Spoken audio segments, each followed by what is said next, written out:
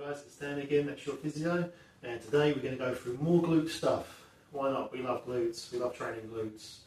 Why not? Let's do a little bit more. So what we're going to do today, we're going to look at some more glute medius strengthening. And if you watch the previous videos where we looked at things like clams and side leg raises, we spoke about how important glute medius is, especially for controlling the femurs as well, making sure that the knees don't collapse inwards, that kind of knock knee position or knee valgus. Really for balance as well whenever we're taking a step and we're momentarily on one leg. Helps to keep the pelvis nice and level, stops us from kind of collapsing inwards again. So really, really important. And what we're going to do today is go over the side plank. We like this exercise a lot. See a lot more people use it, which is really, really good. It gives us a lot of glute medius activity. I think it's typically been known as like a core exercise, which it is, like we're still working like your deep core muscles and your obliques specifically, but we get a lot of glute medius activity as well, which has been shown in research as well. So it's a really nice one to have, especially again if you are someone who's noticed that you do have that sort of knock knee valgus position, or if you're someone who's going to be struggling with things like iliotibial band syndrome, and we've got loads of overactivity in the TFLs. The TFLs get really tight. That's your tensor fasciae lata, not your transport for London, in case you're wondering. So that TFL muscle at the front of the pelvis, if you kind of see here, just on the little model right there, this muscle, which is the TFL, which likes to become really, really problematic. If I can get another one, which is more at the front and attaches to the front of the femur. The glute medius is a little bit further back. Okay, so we really want to get that one working. So leave that out there. Move it back so I don't break it. There we go. Good. Yeah, so TFLs get really, really overactive. And again, if you've done that mobility series that we did a lot of TFL and glute medius release because they get really short, really overworking, and we did a lot of stretching for them, and we did obviously things like clams, side leg raises. In the next video, again, you'll see we do things like side stepping, and I'll talk about how to do that. But this is a really nice one to kind of put in with like your core exercises. If you have sort of like that knee valgus positioning that's going on, those knees are collapsing in, this is a great way to do it. So there's quite a few progressions with this, so just bear with me. So the most basic one to do, what I would say is make sure that you don't have any shoulder issues, shoulder pain, because we are going to be putting a bit of force through that to hoist ourselves up. So it might be that we, if that is the case, maybe you just stick with the clams or side leg raises for the meantime. But if your shoulder's all good and we're all fine, what we're going to do is, again, we're going to keep this band just handy. I'm going to use it right away. And what we're going to do is get into this position. Okay, so you're going to come forward. Now, I'm going to make sure that you get your hips right forward for me, okay, because it's easy to kind of get into this position where your hips are slightly flexed. And again, that's going to just fire up that TFL again, which we don't want. So we want to push the hips forward, make sure that that's there. Your feet, your knees are bent. It's about 90 degrees. Get your hips nice and forward. I'll just have my hands on my hips. Get your elbow, get your forearm and your elbow just perpendicular to your shoulder. And you're just going to hoist yourself up, just like that. Okay? And just hold it. Keep a nice straight line. We don't want to have any of this where we're really curving, because that'll get another muscle in your spine and cause your quadratus lumborum to overwork, which we don't want. That could be a source of pain. So tuck your pelvis under, squeeze your glutes nice and tight. So we've got a nice neutral pelvis, nice neutral spine. We're not excessively arching or rounded.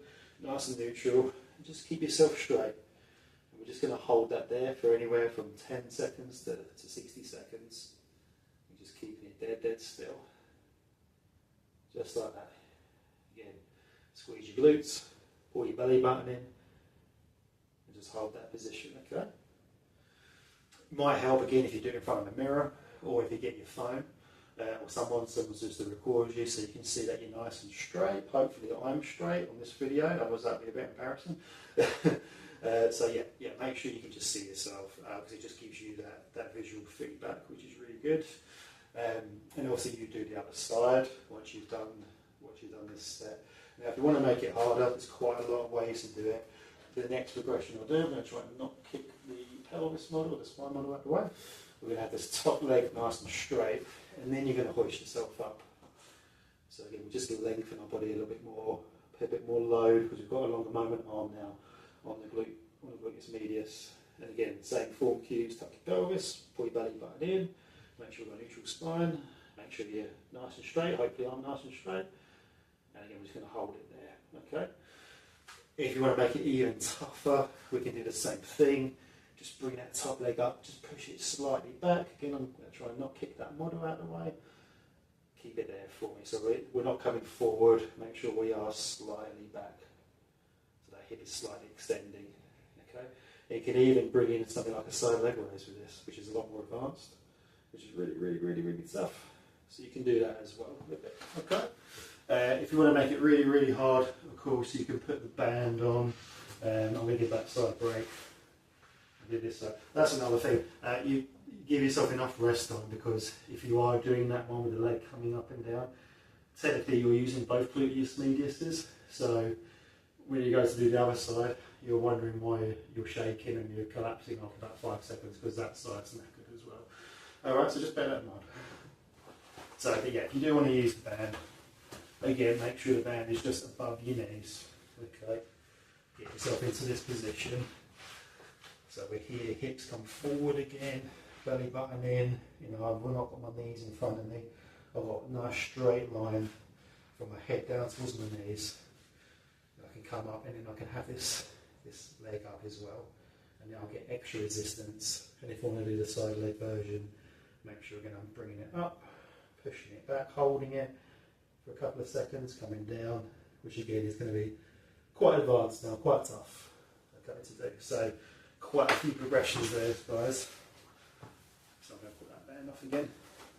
But so the main thing is just watch out for that we're not doing this.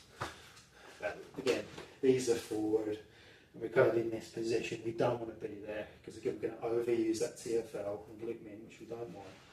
Make sure again we're not doing this, we're not kind of hiking the hip up, because again we'll get things like the quadratus lumborum overworking, which we don't want. So last thing, hips forward, squeeze your glutes, belly button in, drive up through the shoulder, through the elbow and forearm, and just keep it there. Alright, so there you guys go, really nice one. Like I said, to integrate the glutes with the core. You're obviously still going to get some core benefit, especially those deep muscles like your TVA and your obliques as well, which are really, really important for spinal stability, and also lateral stability as well. If you're someone like a tennis player or a football player and you're doing lots of changes in directions and side to side movement, really, really important. So there you go, that's the side plank. Any questions, just let me know, shoot me a message, leave a comment. I look forward to hearing from you, and I'll speak to you soon.